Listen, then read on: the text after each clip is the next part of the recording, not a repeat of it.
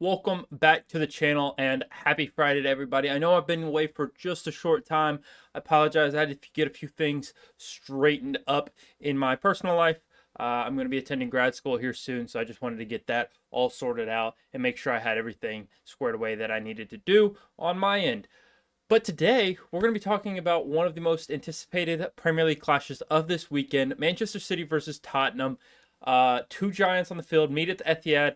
We're going to see a very, very tight matchup. I'm really excited to talk about it. Obviously, Tottenham won 2-1 in the Cup earlier this season, less than a month ago. We've got quite a bit to talk about, so I don't want to take too much of your time. Let's go ahead, let's get right into it. Tottenham versus City. Let's get it. As we talk about the first piece of information for this match, we got to set the stage. Manchester City are heading into this match on a 4-game losing streak. Pep Guardiola has never in his career lost 4 games in a row. However, if you're a Manchester City fan, you do have something to be hopeful about for this weekend. It's the fact that you're coming off of a tough, 4-game road stretch, and you're back at home following an international break. You have plenty of time to prepare for this game. It was a routine victory against Southampton when they played. On the other side, Tottenham's riding high after beating you already earlier this season. They're coming to visit you in the Premier League, adding a little bit more, interest to this matchup. The last 3 times these teams have faced each other, there's been a win for each side. So 1-1-1. Both teams have gone in this matchup the last 3 times we've seen them play at the Etihad. Going to be a big matchup. Let's go. Let's talk about a little bit more specifics. The next thing we need to talk about is injuries. Both teams have been hit hard by injuries. Before the international break, when City played Brighton, they were missing Rodri, John Stones, Jack Grealish, Ruben Diaz, and Oscar Bob in their loss to Brighton. Of course, Spurs were also missing big names in their previous matchup, which were Richarlison, Van de Ven, and Odegaard. However, updates we've gotten here on Wednesday of when I'm recording this suggest a little bit of shift in fortune for Manchester City. Good news for you City fans. De Bruyne, Grealish, and Akanji were all back in training on Wednesday. Will they feature?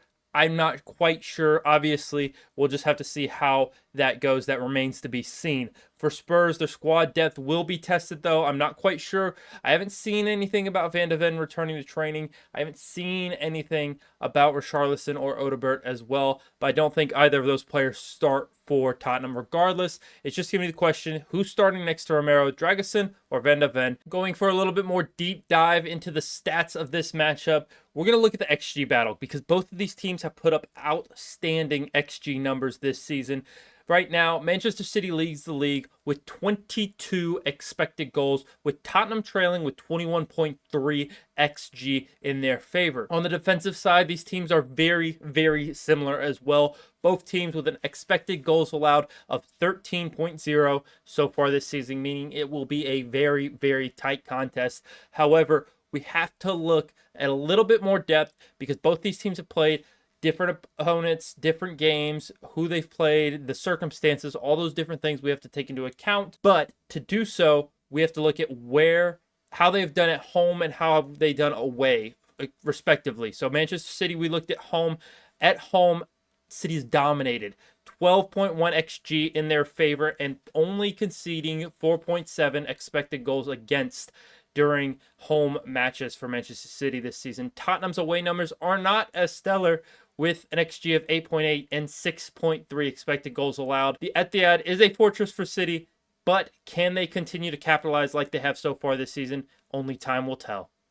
And my final real key to this match is going to be the counterattacks and second half goals of Tottenham this season. Tottenham leads the league with a lethal counterattacking threat of 7 goals from fast breaks this season. City, by contrast, only have just 1 counterattacking goal. Obviously, a City team that are much more possession-based compared to their counterparts this weekend.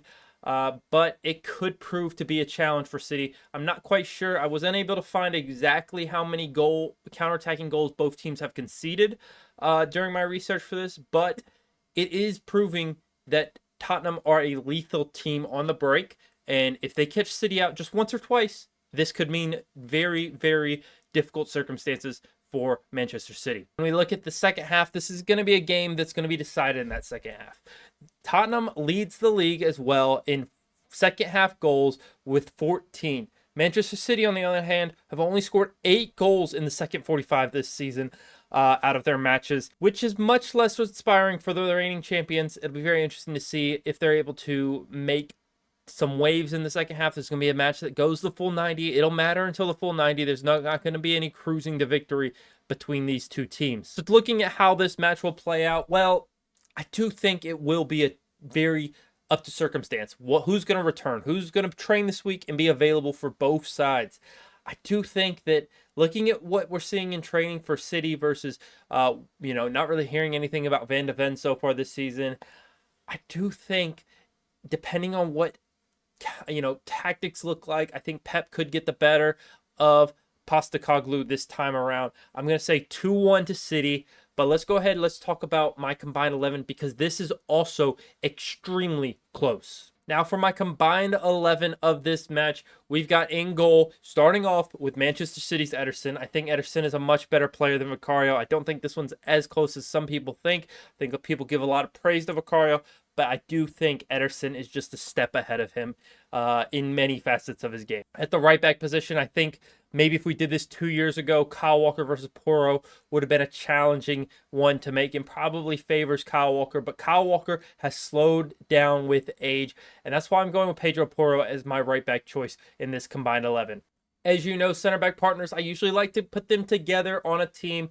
But with the uncertainty of Diaz returning to the squad, I went with Romero and Akanji this time around. I do think that they would be a solid partnership. And then at left back, I had to go with Gvardiol. I think he's been outstanding this season and arguably one of the best players for City this season behind a player like an Erling Haaland so far.